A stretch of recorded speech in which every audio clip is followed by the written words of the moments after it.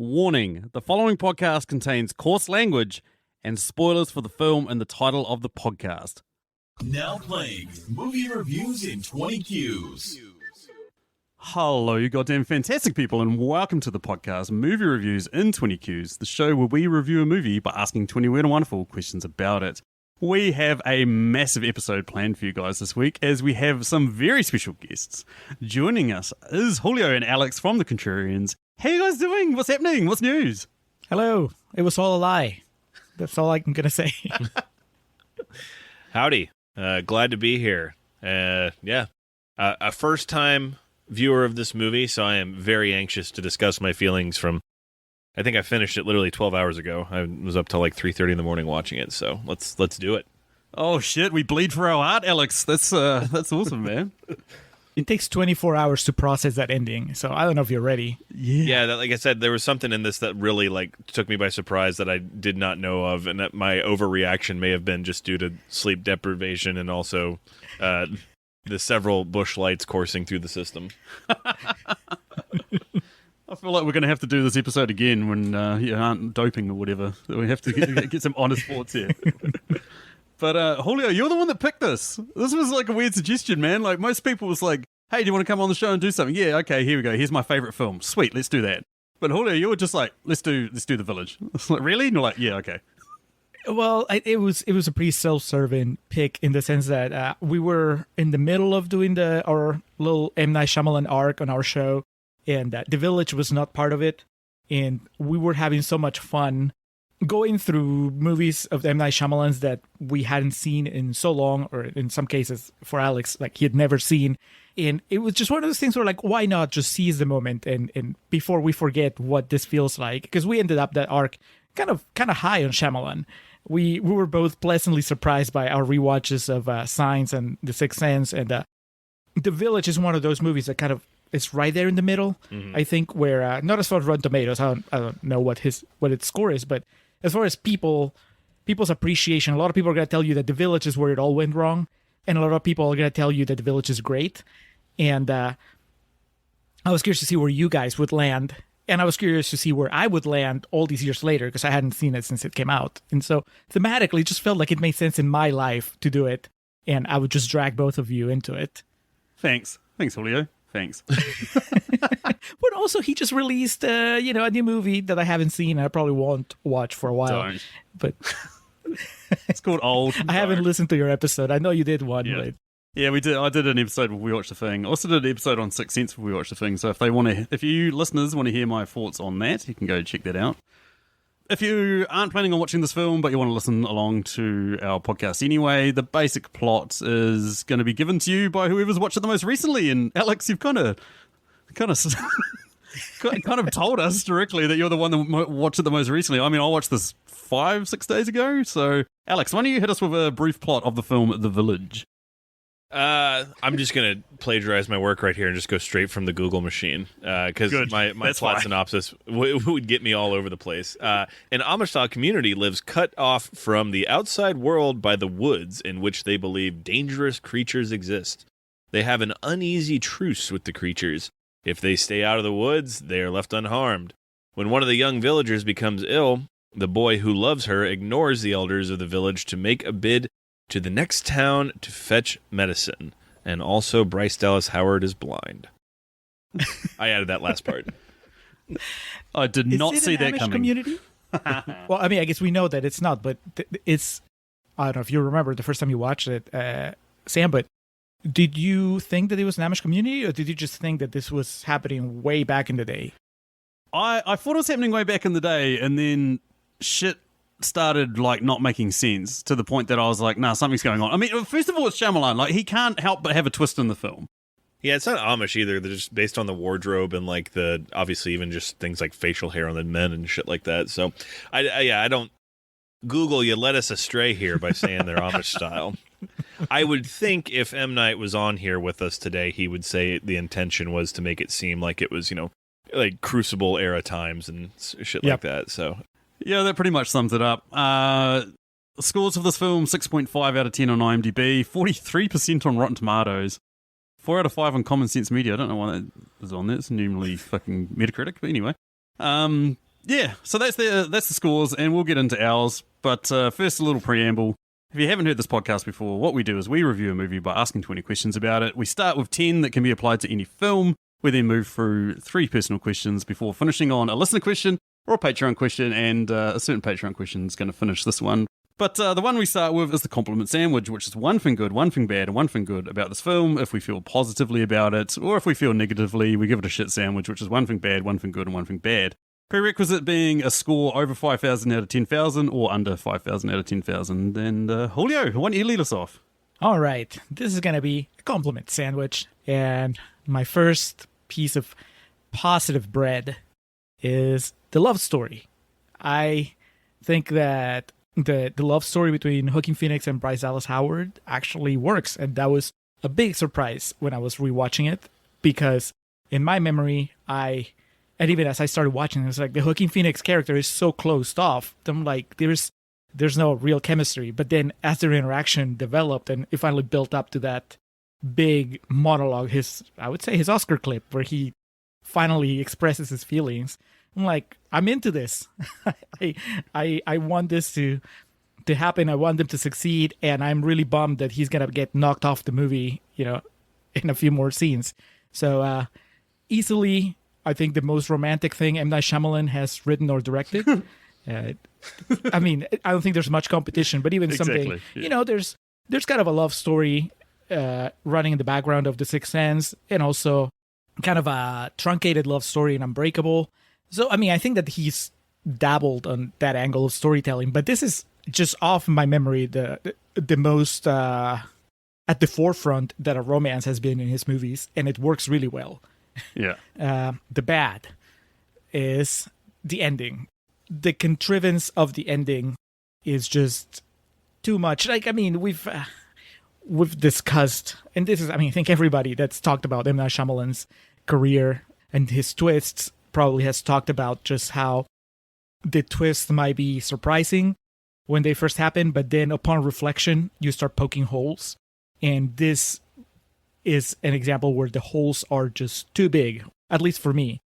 I think that the big reveals make sense until you start thinking about them, and just the mental gymnastics of trying to justify what happens at the end when you know what's really happening. Like, to me, the idea that William Hurt will send his blind daughter, who's never experienced the outside world, he will send her in this mission that would be a normal mission for somebody who's used to the real world, but it's a suicide mission to a girl that's never experienced the outside world. Like, it's a miracle that she doesn't get run over by a car, or that she doesn't, she just happens to run into the nicest, most helpful guy. Otherwise, she wouldn't have made it back in time. Like, if she had run into the M. Night Shyamalan character instead of the nice ranger, that would be it. She'd be in prison, or at least in detention until Joaquin Phoenix died. And then my other good thing, and I don't know if we're going to have overlap on this, guys, but to me, Bryce Dallas Howard is amazing in this movie. And I remember at the time it kind of launched her career. But rewatching it, I think that she's great. She's never been better. I don't think she's ever been given the chance to be better than she was in this movie. And she's really good. As a score out of 10,000 suits, I'm going to go with 8,658 Jesus suits. Fucking Christ. Anyway, on to you, Alex. What do you got? It's a positive sandwich, and I'll just go ahead and start off because one of my pieces of bread was what Julio just mentioned. I don't know of, in my circle of friends and people I associate with, people who are bigger critics of Bryce Dallas Howard than I am, as I consistently refer to her, and I'm not the only one, but the poor man's Jessica Chastain. So much so that they had to make Jessica Chastain dye her hair blonde when she was in The Help, just to, kind of get the shine off of her. But I was astonished by how good she was in this. I have some foibles with the movie, but she was fantastic in it. So start off with that. The middle of the sandwich that's not so hot is the first act of this movie. I was, up until about the half-hour mark, man, I was bored as sin. the whole Joaquin introduction where he comes in like Kid Rock and Joe Dirt, where he can't really read, and he's just like, my mom said, I was like, oh man, this is going to be rough. And then again, it's kind of a weird insight to bring to it that, you know, for years I had heard the ending to this movie be lampooned, and so expecting the worst, the first half hour, the first act of this movie was really starting to play into that. So I was like, oh man, this might be as bad as people think. And then after the initial kiss between Joaquin and Bryce Dallas Howard, that whole conversation they have about they love each other, that's kind of where the movie took off for me. The other compliment I can give it is that in Julio and I's deep dive into the world of M. Night Shyamalan, we found that dialogue, his strong suit, it is not. And I thought that with the approach he took to this movie, in crafting the dialogue to be kind of old-timey and to more read like a play would, I thought it came across in a weird way more natural than when M. Night tries to write natural dialogue. And so you got a good point there. Yeah. It's not how people talk. So he's able to do more with it. And then, of course, the fact that he's got a great parade of actors to deliver those lines. It's just one of those things of, the proverbial perfect storm. You take someone who has a kind of a weakness, and then you kind of give it this crutch, and it turns out to work for the better. So I actually thought the dialogue in this was better than it was to be expected. Is the score out of 10,000? God, my inkling is go 6,969, but I'll be a little bit more mature than that. Don't. Go do it. Do it. Let's do 7,150. Nice. Time for me. Man, is it a shit sandwich coming our way? Fucking close. Admittedly, I started doing my sandwich and I was like, okay, here's my bad thing. I was like, what's my good things? Fuck. But you guys are right. Like, I've pretty much got the same as you guys. I mean, yeah, Bryce Dallas Howard, amazing, great performance, as you guys have mentioned. The other good thing is, like, technically it's there. Like, you know, he has an amazing ability to pan, to create tension, to have sort of off-center shots, all that sort of shit. Like, you can't fault him for just doing this amazing, like, cinematography. And then I saw it was by Roger Deakins. Roger Deakins, who's like a perennial Oscar favorite for cinematography. Yeah. And I was like, okay, well, that makes sense. That makes fucking sense. The bad thing that I had in the middle as well was that, yes, similar to you, Julio, the ending falls over itself way too many times. Like, we get way too much exposition. I'll talk about that later. We also get, like, William Hurt telling her everything that's going on, and then, like, then we see the beast out in the woods, and then we have, we based it on stories around here. And it's like, oh, here's the twist, they are real. Oh, no, they're not real. You know, and it's just like, it's just falling over itself to get to the ending. I feel like the other thing we've got to mention is bloody Adrian Brody's performance of a mentally impaired person. It's like, it's so on the nose that, hey, we have a village and here's our village idiot. And I was like, really? Fucking really? So yeah, that was it. So I've snuck in two bad things, I've snuck in two good things. If people can make their own sandwich, I'm basically Subway at this point. You tell me what you want to put on it, and there's your fucking sandwich. And for that reason, I'm going to give this a score of 5,400. It's just passable. Damn. It's just passable, but at the same time, I'm never going to watch this movie again. Fuck no. There's going to be a spicy conversation. It is. Anywho, let's move us over to question number 2. First of our Patreon questions comes courtesy of our man, Jason. Okay, Nerdrovert. What's his question there, Julio?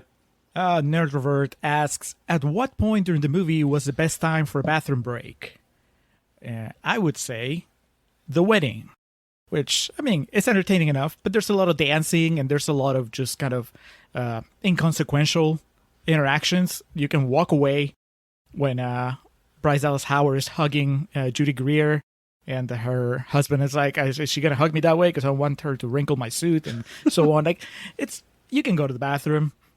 I'm assuming you're just going for a quick visit. You're not going to, camp in the bathroom for 20 minutes, because then you're going to miss a big deal of movie. But yeah, the wedding, that's my answer. Well, maybe Alex wants to do that. Maybe he wants to camp in the bathroom for the first half an hour of this film, by the sound of it. Yeah, it's you can take your time getting your refreshments. You don't have to necessarily get in there right away. To make sure you got your refreshments, you've gone to the bathroom, your tank is empty. Otherwise, what Julio said, yeah, you can take a quick reprieve, but You want to make sure you don't really miss much after the first half hour. Yeah, see, I actually went for the ending. I went for the part where William Hurt takes her into the shed and explains everything to her. I think if you didn't know that and you came out and you suddenly had this red creature trying to kill her and you didn't know, you know what I mean? And then it suddenly turned out to be Adrian Brody, you'd be like, whoa, what the fuck is going on? And it'd be more of a show, don't tell type situation. I reckon that would actually make the ending a hell of a lot better. Yeah.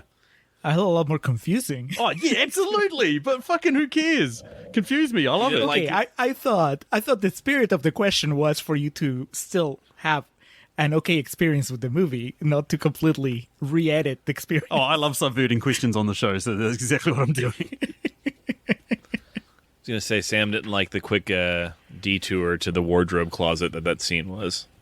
No, it's way too reminiscent of the number of times I've been dragged in a wardrobe closet and there's some dude with a massive animal suit hanging up there. It's fucking weird. And he tells you, don't scream. Yeah. Try not to scream. Yeah, try not to your best not to scream. Yeah, touch the nerve. Question 3, what is it there, Alex? What completely unimportant life lesson did you learn from this film? I'm going to go that if you're bored in a village, the most awesome game that you can come up with would be giving the mentally challenged guy a stick and letting him whack you with it. They're literally standing around watching it like it's the fucking gladiatorial combat of ancient Rome, where they're just watching this guy, Adrian Brody, with a stick just whacking people. And they're all laughing and thinking it's a great time. What the fuck? But then he gets in trouble for it. Oh, he does. That's true. He does get in trouble for it. So it's kind of an illegal activity. Yeah. It's not even... An underground fist... An underground stick slapping ring. We don't have Fight Club, we've got Stick Club. My unimportant life lesson, and it's as shallow, as superficial as it can get. I realized that I prefer Bryce Dallas Howard's look with this hairstyle.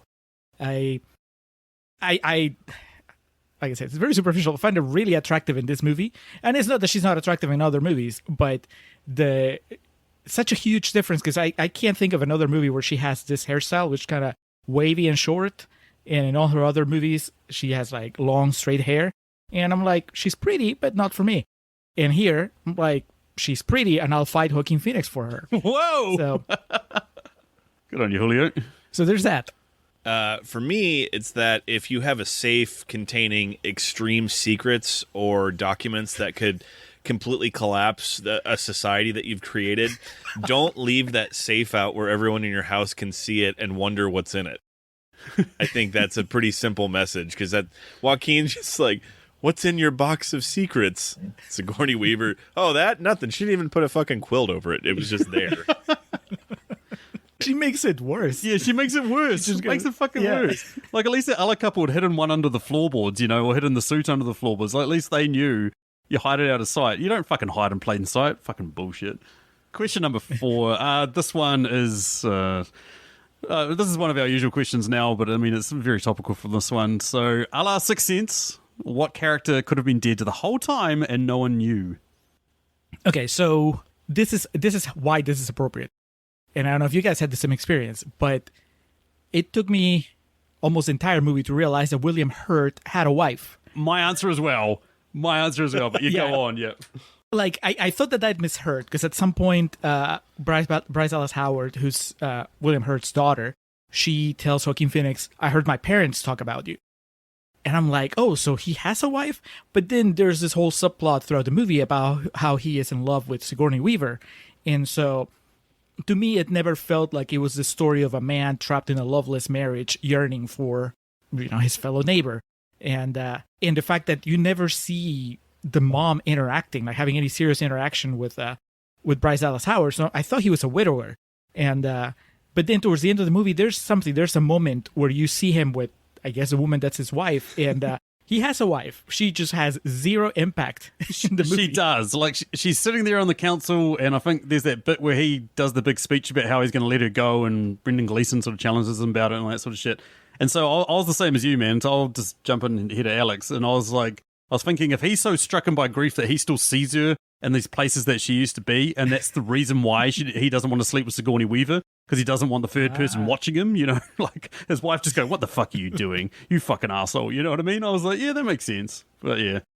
Yeah, that's the clean sweep on this one. That was the only explicable reason that he would turn down an advance from Sigourney Weaver. That any man would turn down an advance from Sigourney Weaver. I really wanted to say Jesse Eisenberg because I was really hoping he was only just in that first shot.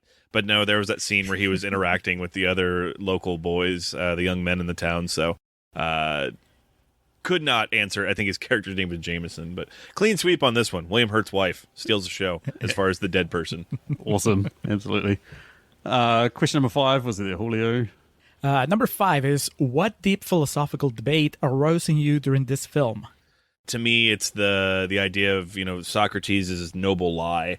Is what you're telling dishonest, but with not only the intention of it being the result being better for someone, but also it actually being better for someone in the end. And just watching this, obviously, never to the extent of building a fictional society, but just the question of shielding children, shielding people you love from things with the intention of it being better for them. Where do you draw the line with that type of thing? It's a good one. I do have a question on that later that we can delve a little deeper onto that. The one for me, though, was like, if I was a billionaire, would I move my family and friends into the middle of the woods? Or would I pick, I don't know, building a luxury fucking resort on a deserted island or just taking them anywhere, like a gated community? You know what I mean? Like, you don't need to go and create this giant fucking fictional story, and it's one of those things like the more lies you tell, the harder it is to keep everything, together and shit like that, and like, he's a billionaire, so you could buy fucking New Zealand 5 times over if you're a billionaire. Mine was was a little more meta in the sense that I just found myself, I was under the spell of this movie from the beginning, and it made me second guess, as it happened when we were watching The Sixth Sense and when we watched Signs, and it just kind of made me second guess everything that I had come to believe throughout the past few years. It's like I watched The Village once, and then the years went by, and this idea of what The Village was, like the movie was like, just cemented in my head, and then it shook my confidence when it comes to give you an appreciation of a movie, because I just started wondering, maybe I should watch every movie twice before I open my mouth about them, because really, to really soak it up. But then eventually I talked myself out of it, because I'm like, some movies just don't make you want to rewatch them. Yeah. And I believe that this movie is better than a rewatch. I don't know if you guys agree. No. Well, Alex wouldn't know, but yes. For me, it was like, what? Sure. For me, it was like once I knew the twist, I was just spending the whole time going, oh, well, this is all bullshit.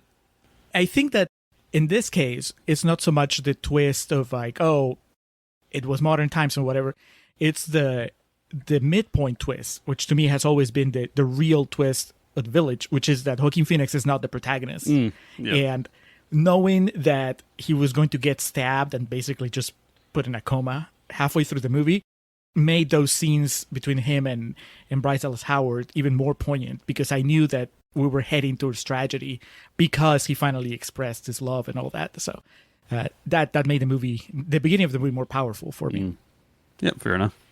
Cool. Moves us over to question number 6, another Patreon question. This question comes courtesy of our man, Chris Yeni. Fuck you, the man, Chris. Anyway, what's his question there, Alex? What song would you have put into this movie, and in what scene? And parenthetically, let's try to be as on the nose as possible, gentlemen. Yeah, I mean, this is the most on the nose answer that I could possibly think of. Are you guys familiar with the kid song, The Teddy Bear's Picnic? No. Does it get really bloody? Is it one of those? No. But the opening lyrics are, if you go down in the woods today, you're sure of a big surprise. If you go down in the woods today, you'd better go in disguise. Yeah. And basically when she's just walking through the forest, if she started singing that to herself, I would have been like, yep, that's Shyamalan. Yep, that's Shyamalan. On my end, the scene after when she finally finds Joaquin's body after he's been stabbed and he's just been bleeding out for who knows how long, and she tries to wake him up, and then William Hurt comes running, everybody, and she's like, I can't see his color. And then I would have Counting Crows is colorblind. Come on. She finally went colorblind. Aw. That's a good answer, Julio. That's pretty good. For me, it's more of a metaphorical approach to it. but during the sequence, basically as Bryce Dallas Howard drops or pours out the magic stones and she's on her own there on the trail to the towns, I would have Tracy Chapman's Fast Car start playing. Because, the lyrics, just cross the border and into the city. You and I can both get jobs and finally see what it means to be living. So, it's a bit more metaphorical because clearly she's not driving a car, but I'm just thinking about it now. You could even piece together the trailer from that and just, chef's kiss. That's awesome, Alex. That totally works. This is over to question number 7. What was the most preposterously insane part of this film? So to me, and I kind of mentioned it earlier, but the idea that William Hurt would send Bryce Dallas Howard into this suicide mission, it's crazy. I don't understand what the logic was. Like, he acts like he's not sending her out to die. And I agree that she's proven to be very capable. And out of everybody in that village, she's probably the best choice. It would have been between her and Joaquin Phoenix, I think, as far as the most resourceful people to go out and experience the unknown. But he doesn't give her anything. Like, even Alex, earlier you mentioned that he gives her the truth. He gives her the partial truth. He tells her that they're behind the monsters, but he doesn't tell her that there's like a whole world of technology and cars and everything waiting for her out there. So it seems mean to begin with, but especially when it comes from her father. It's just, how does he justify that to himself? And I don't care that he took an oath. I don't care that if you're breaking it anyway, just go all in. Exactly, like they're breaking it, and he didn't even tell what's his name, Michael Pitt, the other guy that like hung around with her like half the journey or whatever, and then was just like, oh, I'm gonna go now as well. Like at least tell that guy as well. Like, right. I'll talk about it in a second. What was yours, Alex? To me, the part that, and this is from like a guttural, genuine level. So I was already kind of like, whoa, when Adrian Brody stabbed Joaquin Phoenix, because I didn't know that was coming. That was not part of the twist that I knew. And so I was like, oh shit. And then Joaquin takes this hell of a bump that I rewound 3 times to watch because I just wanted to verify it was him doing it. His head like bounces off the floor and shit.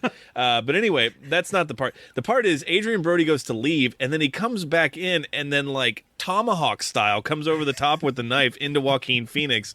And I like audibly yelled at the TV. I was like, whoa, because it's extremely violent for a PG-13 rated movie. Like, even if you know the twist going into it, like I did, you're not conditioned to see that. That's an act of intense, brutal violence with the intent of like homicide. And so that, like, to me, my mind was blown at that point in time.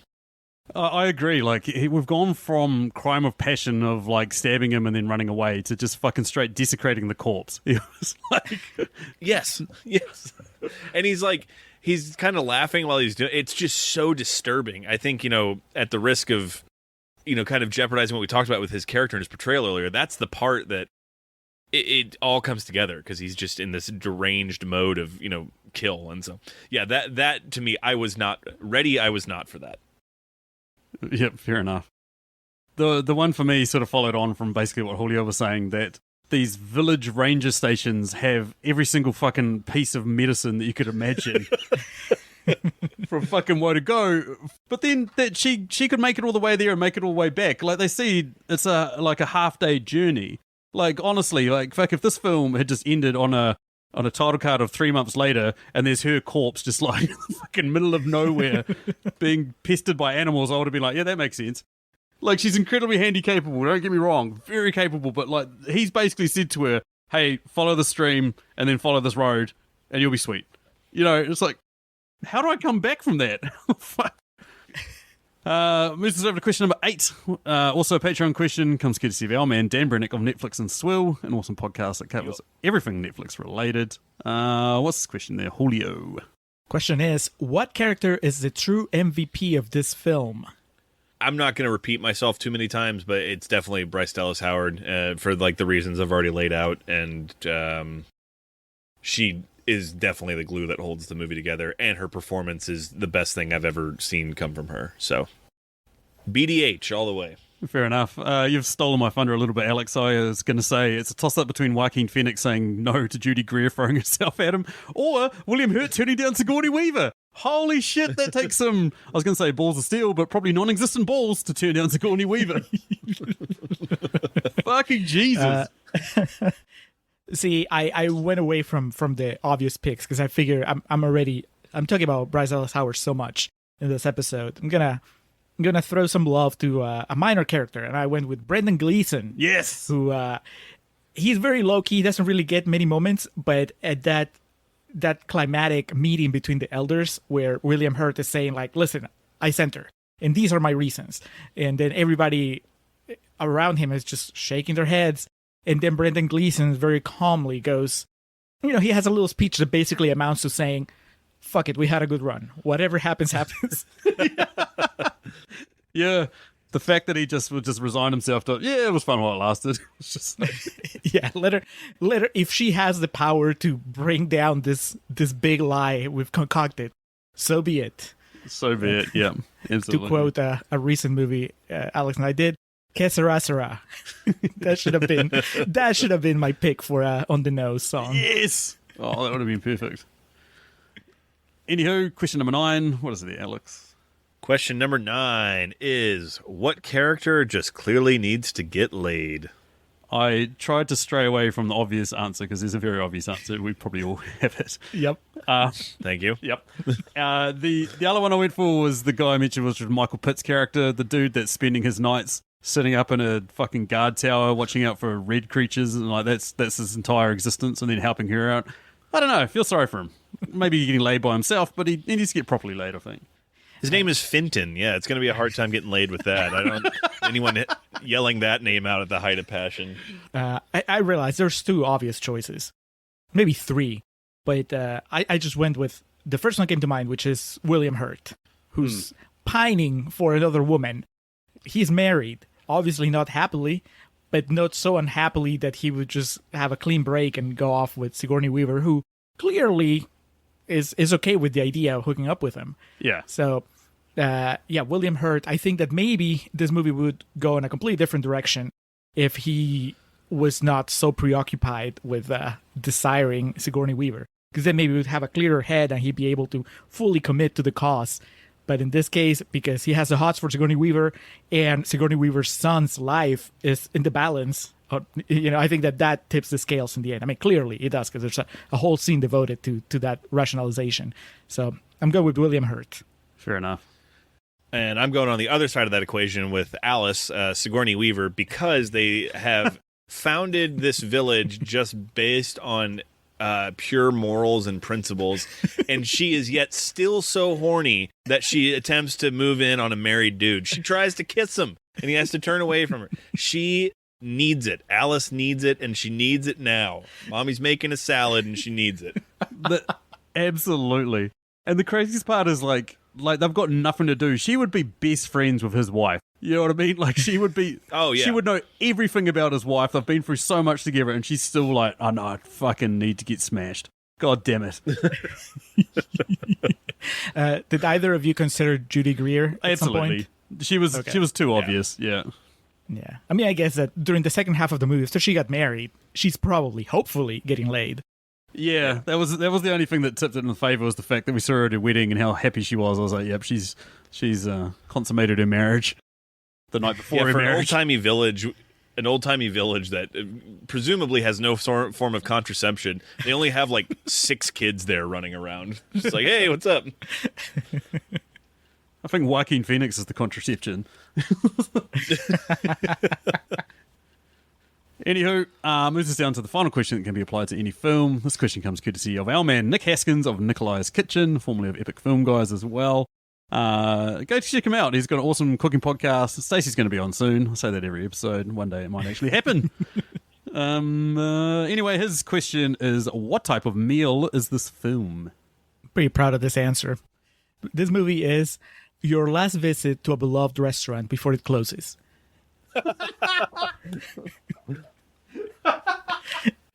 I mean, to be more specific, I guess it's not like the M. Night Shyamalan restaurant closed down after The Village, but there was certainly a change in management. Or maybe they sold out, they became a franchise or something, but it just, something went missing after this movie came out. And I think that applies even if you don't like it as much as Alex or I do. But it's perfect too, because your last visit to a restaurant you love, if it's closing, you want it to be great, but more than likely it's not going to be as great as other times you've been to that restaurant. So The Village is not The Sixth Sense, it's not Unbreakable, it's not Signs, but it's still a bittersweet moment, a bittersweet event, and from then on, just it all goes downhill. Oh, I like that is a great answer, Julio. Like for me, I'm just picturing going to that restaurant and being like, "Cool, I want to get my like favorite fucking burrito or something like that," and they're just like, "Well, we're actually out of ingredients. So if you have a look at the menu, there's like 3 common things that are in every one of these meals that so you can have those if you want, but there's nothing special." And you're like, "Okay, fucking just get whatever you got. Just give me whatever you got. I'm sure I'll enjoy it, and I'll fucking fuck out of here and never come back again."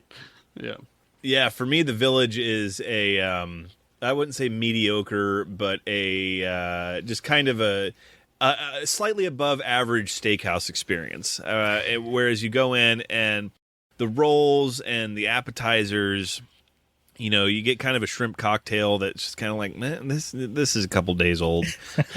This cocktail sauce, the horseradish isn't fresh here, and so the appetizers are just kind of like, meh. But then the steak comes and it's holy shit, this is perfectly cooked. I don't even need to put any steak sauce on this. The seasoning's excellent. The mashed potatoes and the collard greens on the side are just wonderful. And then you're full and you're feeling good. And then, let's get the dessert to come on out here. And then the brownie, is a little stale and the ice cream's a bit too melted. And so it's just, you peaked at the steak is basically the type of meal this movie is. That's a great answer as well. I don't even want to give mine now. You guys fucking knocked it out of the park. Whereas like mine's just Captain Negatron. I was like, it's just a Sunday roast. It's just like meat and 3 vegetables. It's just like bog standard sort of old timey meal. Hasn't changed since the 1800s. Motherfuckers back then were eating it then. They're still eating it now. I'm like, yeah, it's just that. It's just that. Anywho, that moves us over to our personal questions. First up, Alex. What do you got there, Alex? As I mentioned earlier, I find it endlessly funny to compare Bryce Dallas Howard to Jessica Chastain. So, The Village, how would this movie have fared if we had replaced Bryce Dallas Howard with Jessica Chastain? Look, as the husband of a ginger wife, I do have a level of pedigree when it comes to assessing and picking redheads, so massive fan of the Chastain. I honestly reckon would have probably bumped that up by 1,000 or 2,000. Like, as much as Bryce Dallas Howard gives a great performance, something about Chastain is just a little bit better. I disagree. I love Jessica Chastain, but I think that at least in every movie that I've seen her, I've never seen her be as vulnerable as Bryce Dallas Howard is in this. So I think that would change the character. Honestly, I think that success-wise, it would probably be the same. You telling me that you didn't find Murph to be vulnerable? Don't let me leave, Murph. Come on. I saw McConaughey be vulnerable. Murph is just kind of a badass. They're both, like Bryce Dallas Howard in this movie, in The Village, is a badass as well. But I think that so much of what she does is has this veil of innocence because she doesn't really know the world the way that we do, and she's doing so much also under the influence of her love for Joaquin Phoenix and so on. And when I think of Jessica Chastain, I just think of somebody that's more seasoned, more experienced in the ways of the world, and I think that would change the movie. I don't think it would make it better or worse, though. And I think that as far as its reception, I think that the people that hated The Village would hate it whether it was Jessica Chastain or Bryce Dallas Howard playing the character. And the people that love it would do the same. You would just kind of have maybe a different perception of the character. Fair enough. Yeah, in truth, I wrote this question before I actually watched the movie. And, I had to get my little joke in about this, and I thought Bryce Dallas Howard was so great in this, and completely admitting and accepting that Jessica Chastain would. There's that line from Modern Family about how good Meryl Streep is, and I can use it to Jessica Chastain. You could cast Jessica Chastain as Batman, and she would be the right choice. So she's just a fantastic actress, but the stars align for Bryce Dallas on this one. Yeah. All right, moving along to my second question. As a boy, a young man, a grown man, an adult, would it have been harder to grow up with Sigourney Weaver or Toni Collette as your mom? I'm using, the M. Night Shyamalan hot moms category here. So who would have been more difficult to have as your mom growing up as a boy? Sigourney Weaver. Definitely Sigourney Weaver. If we're going based on her in this film, I mean, you're growing up with a mum who's just wants to bone, who doesn't really give a shit about you or or fucking anything that you have to do with anything. So you just be like, you know, I'm not a boring mum. I'm a fun mum. She would be that. Hey, send your mates over. But I'm going to fucking stick practice. Yeah, send your mates over. It's fine.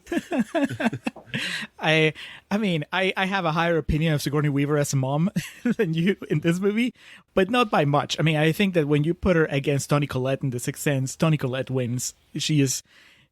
Toni Collette is ride or die when it comes to Cole in The Sixth Sense. Shit, yeah, she won't put up with anybody saying anything even remotely demeaning about her son.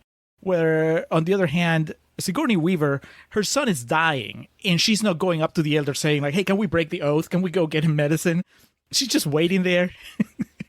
Kind of like, not even debating. We never even see her having a crisis of conscience about, you know, what should happen. It's William Hurt who brings it up. And then she goes like, thank you, that's a good idea. So, yeah, I think that it would be harder to grow up with Sigourney Weaver because she would pretty much let you die. Sort of the M. Night Shyamalan thought process, is like, okay, so this woman's son is dying. Okay, that would probably make me horny, so I'm going to write this character as horny. With either character, you know, or with either mom in this situation, Toni Collette or Sigourney Weaver, you can expect to sell out at the pool party. All your friends and their dads are going to be there. But shit, yeah. Based on the characters we're talking about, either way, your friends are going to try to catch them in the shower, but they're going to be way more scared of Toni Collette.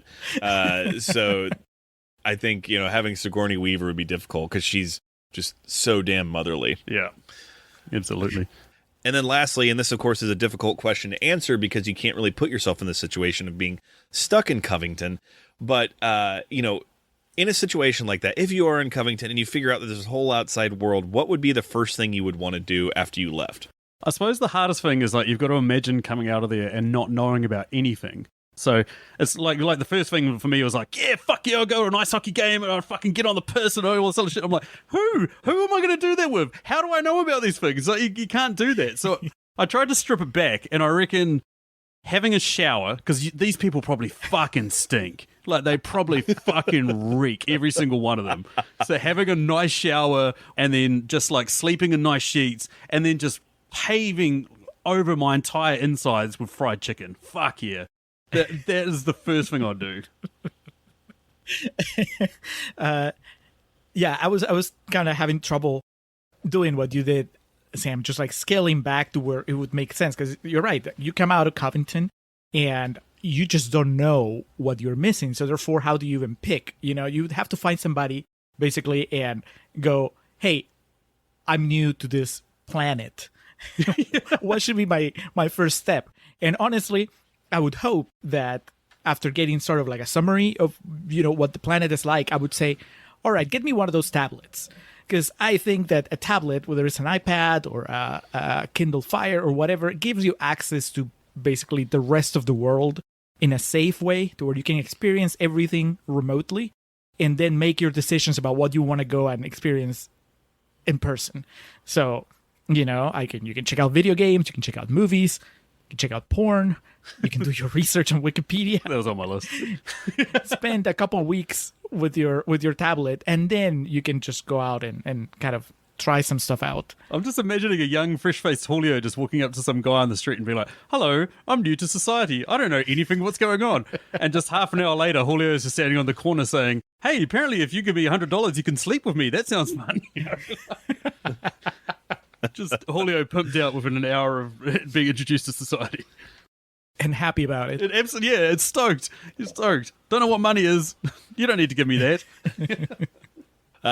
And similar to both y'all, yeah, just try to put myself in the mindset of what I would have to work with at that point in time. And Sam hit my nail on the head. That sounded awful. Sam got to the point I was going to get to of something, you know, is food. And the first thing you're going to try to do is like, okay, well, what kind of food do y'all have? What kind of food can I get here? And so that would be what I would do first. It helps that I'm a fat guy talking about that. It makes the point better. But it's I can only imagine what the fuck Bryce Dallas Howard had eaten up until that point in her life is just all boiled shit. Yeah. It's just boiled potatoes and boiled meat and maybe some greens mixed in, but food and then clothing probably would be my next indulgence, because obviously she can't see, but one of these people is going to be, and they're going to be like, what is that bomber jacket you have on here, Kevin? Let me get one of those. That looks comfy. Yep, absolutely. That moves me over to my questions. First up, Alex sort of touched on this earlier. Is it ethically okay to raise kids in a place like this and just scare them into going nowhere? As soon as I read this, I started thinking, it's like, I don't have kids. I'll never have kids. I have 4 cats and a dog, though, and my cats are all inside cats. They don't go outside. And I just thought, well, that's exactly what I do with my cats. They don't leave because the outside world is too scary. It's too, there's so many things that can happen to them, and they don't really know any better. And as far as they know, out there's just monsters. One of my cats once kind of ran out, this was years ago, ran out the front door, and it happened at the same time as a train was passing by. We have a train that... Oh. I know, and the sound of the train freaked him out, and he ran back in. So he's safe. He just had the Bryce Dallas Howard experience where he went out there and had a big scare, and now he's happy living in the village again. But if we're talking about human kids, it's probably not cool. You should probably raise them properly, because you're not... William Hurt says it at some point, and he's like, we're not going to live forever, and are you really going to trust them to perpetuate this onto their kids? I think that it's not a self-sustaining system. So yeah, no, I don't think it's a good idea. I'm just going to point out the reason why I asked this is I lie to my daughter all the time now. So what about you, Alex? The world sucks, dude. Yeah. I don't want to get too deep into this, because I don't know if the village warrants a discussion of this philosophical level, but it's... I don't have kids, and I've thought about that, and especially here in America, listening, just briefly trying to get too deep into it, but a podcast between 2 gentlemen that have had kids in the past few years that are old enough and cognizant, and with this year being the 20th anniversary of September 11th, their kids coming home and asking them, hey, what's 9/11? And just thinking about being in that situation and what you would want to explain to them.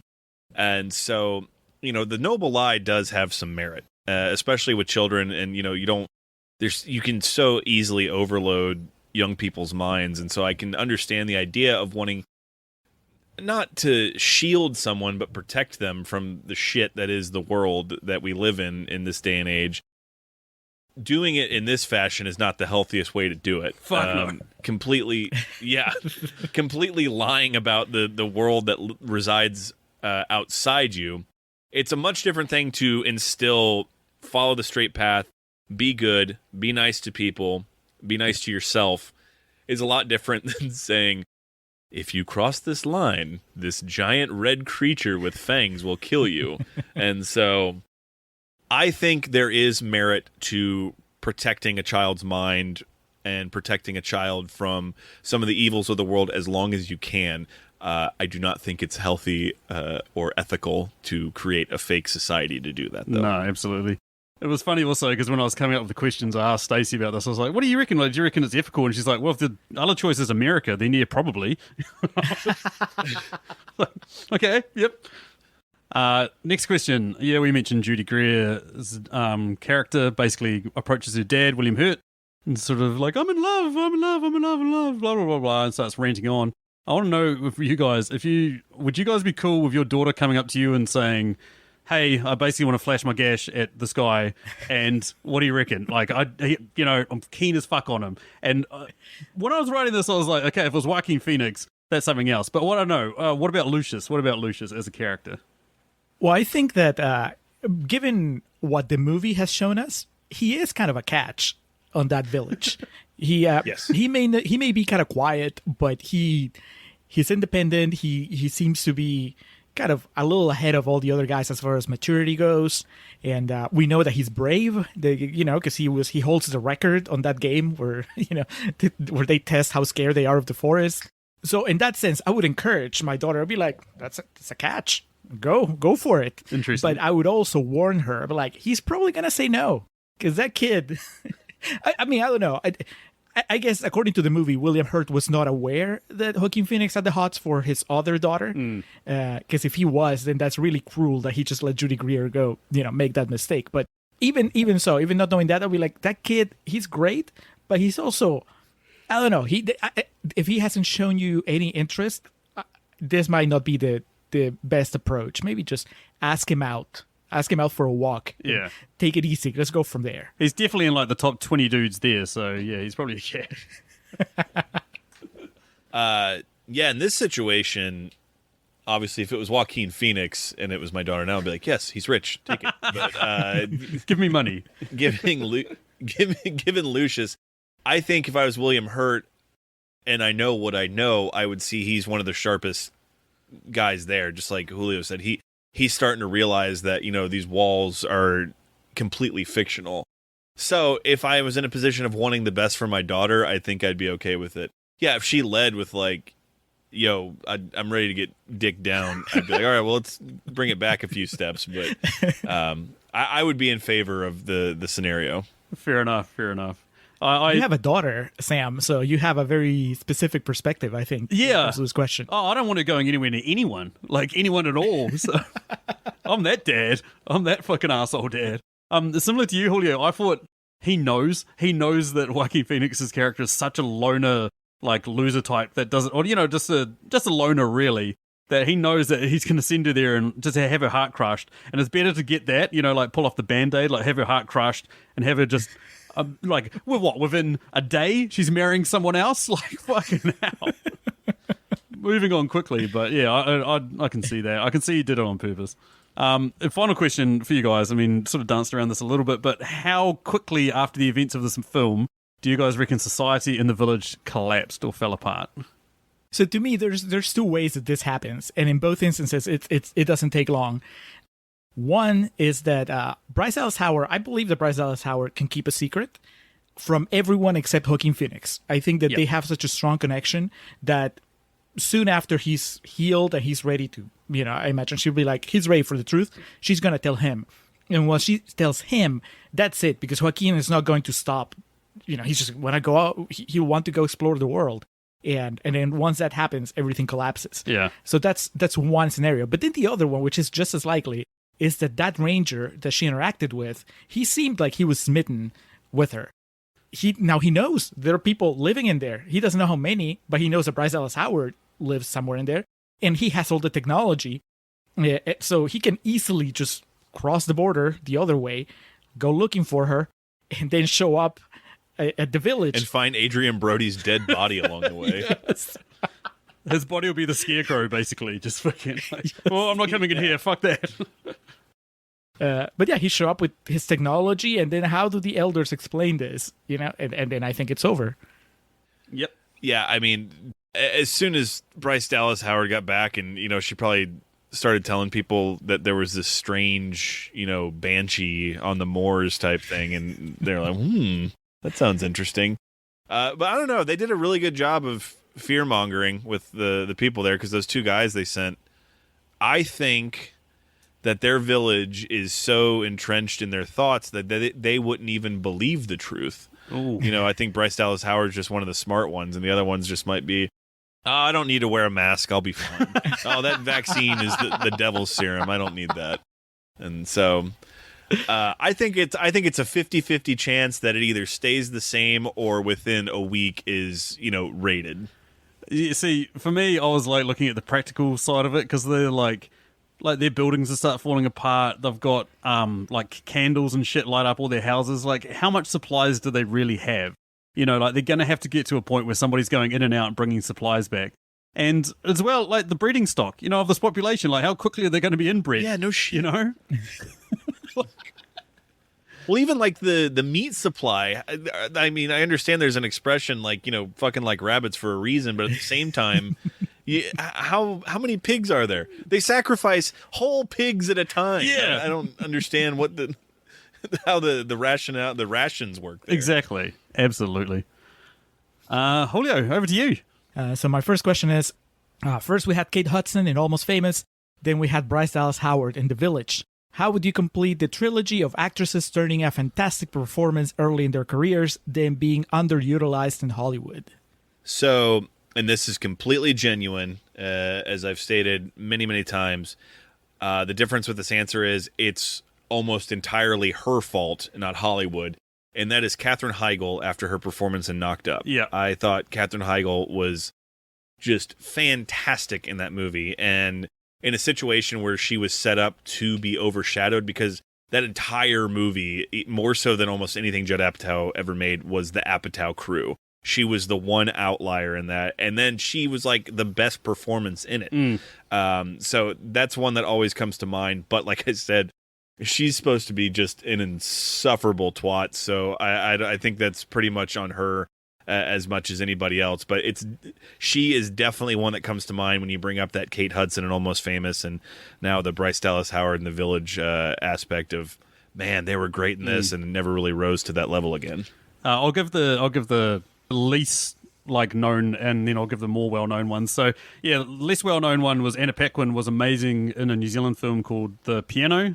But I think the more famous one is Lindsay Lohan in Mean Girls. And then after that, just, where's your career, Lindsay? Yeah. You know, fucking hell. Great in Mean Girls. I think, absolutely shit up. Yeah, I mean, Anna Paquin still, she has a career. You know, Lindsay Lohan kind of, doesn't anymore. But Lindsay Lohan is a fantastic call because she was poised to be a leading lady in Hollywood after Mean Girls. Maybe not necessarily in the Meryl Streep sense, but definitely the next big rom-com star, and that obviously did not pan out. All right, well, number 2, where would you rank M. Night's cameo among all the M. Night cameos, and why? So we did the Signs episode recently, Julio, you and myself on the Contrarians, and we talked about that is his best cameo. That is it. It's the best use he's ever had of himself in one of his movies. Here, it's even heavier-handed than Sixth Sense, where he's the pushy doctor. But this one is, if I thought he had a bigger sense, or a better sense, of humor about himself, I would applaud it, because he has that line of just insane dialogue where he says, yeah, and a few years ago they paid us to stop routing flights over this area just so they could check off that immediate criticism or immediate plot hole. And I cannot begin to express how you could hear my eyes rolling at the reflection of him in the medic refrigerator, and just him flipping the newspaper and whatnot. It's one of those things, if I thought this was all to be self-parody, I would think it was brilliant. But I'm 99% positive that it's not.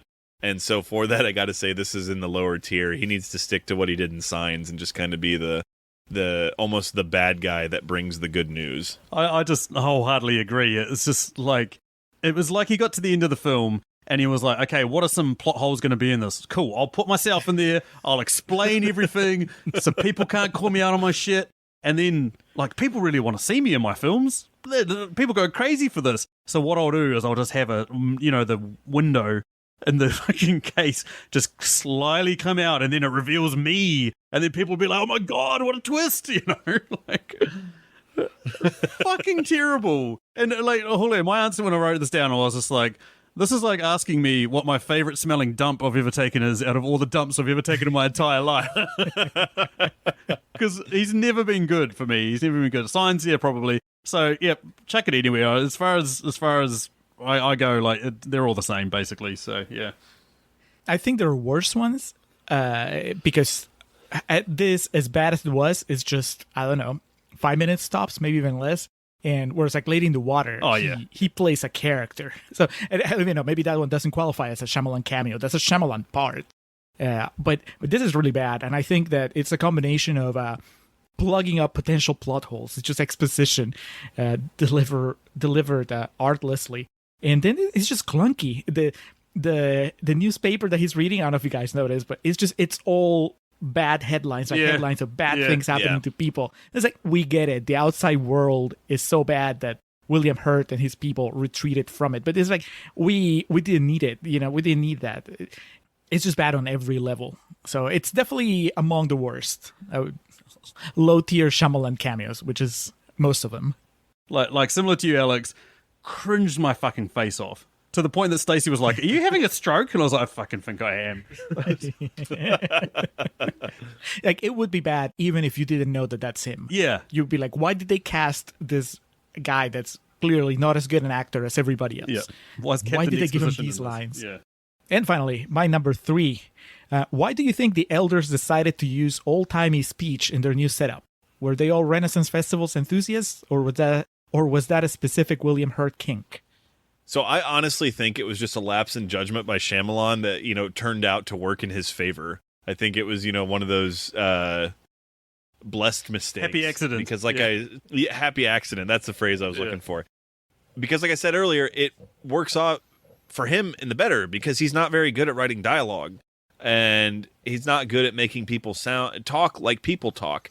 And because of that, he's really good at making people sound like, they don't talk like they talk. And in this, it's obviously he has things to play off of. He has, old literature and, period pieces and things like that. And like, oh, well, they use these words. And so I think it was just a lapse in judgment. Either that or the idea is the characters here, the people that created Covington, they did seem like really dickhead pretentious types. Yeah.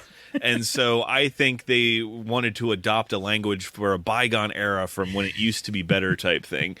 People think I'm a dick when I call movies film. And so I think it's just like that, but turned up to 20. It's these people of, we got to adopt the ye old speak of when a man was a man and a woman was a woman type thing. So fucking my answer that I actually had written down was like, I reckon the therapist got them together and was just like, okay, you guys have been through a massive traumatic event. Something that's really good is to pretend that you're somebody else. So they've got this thing called LARP. So I want you guys to go out, do some LARPing, and it's just a game of LARP that's got out of hand, It's just they just never came back.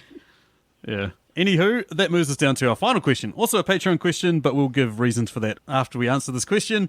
And the question is, what is your most controversial opinion about this film? Julio, where do you go? Why don't you go? Let's see what you got. All right, so this is probably not going to come as a surprise after 19 questions of me being mostly positive about this movie, other than when we talk about the ending. So I'm going to say that now my opinion is cemented. Whereas before I would have told you, hey, I like The Village, but I understand people that don't. I mean, I still understand people that don't, but where I stand is that to me, The Village is head and shoulders over everything that's come later. And I know a lot of people hail Split as kind of a return to form and a really good movie. I'm not there. I think Split is better than some of the movies surrounding it, but it doesn't touch what Shyamalan was doing in his first 4 movies, and that includes The Village. I don't think The Village is as good as the previous 3, but it's definitely better, much better than everything he's done since. Split was like if somebody hits you in the face with a brick repetitively and then they smack you in the face with a feather. That's kind of, you're kind of like, that wasn't so bad, Hey, we're improving. It's getting better. So, yeah, I think Split was a great James McAvoy performance. Whether it was a good film or not, yeah. So my controversial opinion about this movie, and this is going off of the past, 17 years of people shitting on it, is that it's good. That's my controversial opinion. Fair enough. The first half hour, like I said, is not what I would necessarily call an artistic success, but man, when it finds its stride, it strides, and it's not The Sixth Sense, it's not Signs, but it's good. The one for me, Joaquin Phoenix should have died. That would have been a way better ending. We should have seen her come back with the medicine and just discover her entire life has been a lie, and the person that she was doing this for is dead. That would have been insane. I still don't believe he lived, to be honest. Like we mentioned, Brody goes to town on him. Brody goes to fucking town on him. Yeah. And what is antibiotics going to do? We don't have a surgeon there repairing his insides. We're just like, here, take some fucking magical antibiotics and you'll be sweet, I don't think Shyamalan as a filmmaker, this is not like a criticism, it's just like, I guess, an observation of him as a filmmaker. I don't think he has it in him to be that nihilistic with an ending. You know what I mean? Like, yeah. Because if you kill Joaquin Phoenix, it's almost like, what was the point of all this? I don't even know what the movie would be saying if you kill Joaquin Phoenix at the end. It would fuck you up. It would definitely leave you thinking about that rather than all the contrivances of the ending. But I don't see Shyamalan do that. It could have been a way better film in that he could have self-parodied himself by putting him in there for the exposition, but he would have also been sort of like thumbing his nose at pretentious people that are like, oh, society would be way better if we didn't have X, Y, and Z. He could have been like, nah, look, bad shit fucking happens to you no matter where you go, so fucking get over it. Pretentious wankers. Yeah. Anyway, that takes us down to the end, and the reason why we finished on this one is because this is a question of our man here, of Julio, of the Contrarians. So I'll let you guys do a little bit of a spiel about your guys' amazing podcast, and then we'll wrap it up. Take it away, Alex. Julio and myself comprise the Contrarians. We rage against the Rotten Tomatoes machine, as we say. Our podcast, we find movies on Rotten Tomatoes that are highly rated, those certified fresh gimmicks, and then make a case for maybe why they're a bit overrated or things that critics overlooked, and then conversely, we'll find those green splotches, that delicious IP that they have on Rotten Tomatoes, and make a case for the film's positive merit, and that always comprises the first portion of our podcast. We call it Contrarians Corner, our battle cry and our never-ending quest to show that you can be as over the moon about something as you want to be, or you can bury something regardless of how good it is. Julio and I had to find ways to talk shit about The Master this week, which was a very daunting task. But we always take it to the second half, called Real Talk, aptly titled Real Talk, as Julio says. And that's where we discuss how we really feel about these movies, do a bit of research into them, find reviews, be it contemporary or recent, and we just deep dive these films. Julio, where can they find us? Podcatchers. That's a coverall. Wherever you're listening to movie reviews in 20 Qs, you can probably find us. Just look up The Contrarians. If you like to check out our website, we're on wearethecontrarians.com, and you can, we're on Instagram, we're on Twitter at Contrarian Prime, Facebook also at Contrarian Prime, or facebook.com/Contrarian Prime. We're pretty much everywhere you find Sam and his team. That's also where you can find us. And honestly, if you liked talking to or hearing us talk about this movie, really, we went deep on 4 Shyamalan movies, and we had a blast. Like I referenced at the beginning, we talked about Signs, The Sixth Sense, After Earth, and Last Airbender. You probably, as you hear us go down those lists, which were rotten and which were fresh, and it was a good time. It definitely gave us a better understanding of him as a filmmaker. And so thank you, Sam, for giving us this opportunity to just add one more to that. Give us a chance to have an epilogue to our Shyamalan anthology, so to speak. Yeah, fair enough. Listen to those episodes. Fucking awesome. If people want to hear me on your guys' show, we did an awesome episode on Howard the Duck. That was an experience. Yes. That was an experience. Anyway, that takes us down to the end. If you want to get in contact with us, you can find us on email at mritqs@gmail.com. Alternatively, just find us on Facebook and Instagram at Movie Reviews in 20 Qs. Upcoming episodes. Good question. James Bond is going to get done, but we also crossed a major milestone recently. We did 5 years of being a podcast. So me and Stacey, to celebrate, are going to go back, because we started off with the 2016 Ghostbusters film. We're actually going to go back and do the original, guys. We're actually going to go back and do the original Ghostbusters, and it's just going to be me and Stacey, and our dear mate Spanky, who now lives in Solomon Islands, is going to record a compliment sandwich and send it to us. But anyway, that's thanks from me. And goodbye and thank you. And a thank you from me, Alex, from the Contrarians. So formal.